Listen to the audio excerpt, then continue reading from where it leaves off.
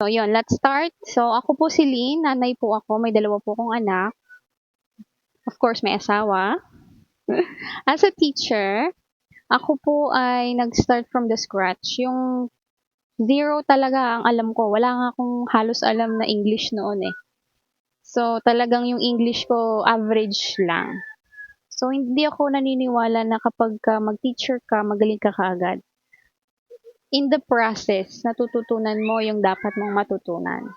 Okay? So, ito po, ituro ko lang kung paano ako nag-start. So, nung nare-recall ko, nag-try ako mag-download ng app.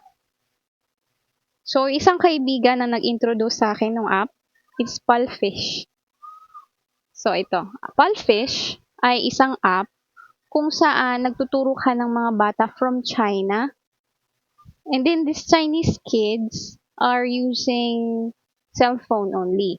So, tayo as a teacher, nung na-hire ako doon, cellphone lang ang gamit ko. Or yung luma kong tablet nung nagtuturo na ako. So, ano bang gagawin? I-download yung app, and after downloading the app, kailangan mong mag-fill up ng mga questions doon. Or fill out, sorry.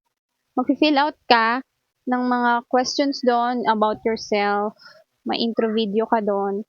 So, this is important. Yung intro video kailangan. Tapos, meron ka dapat TEFL certificate. Ano yung TEFL certificate? Nakukuha po yan ng free. Pwede naman, that's free. Pero gawin nyo to on your own.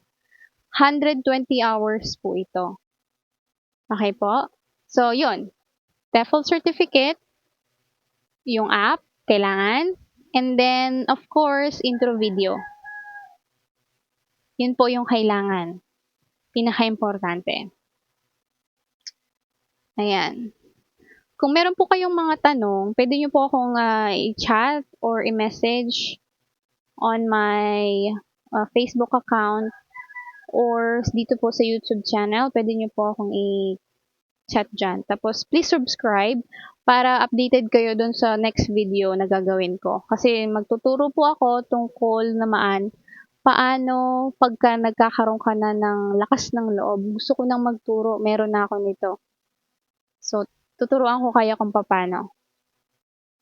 Ayun lang po. Salamat. Thank you po.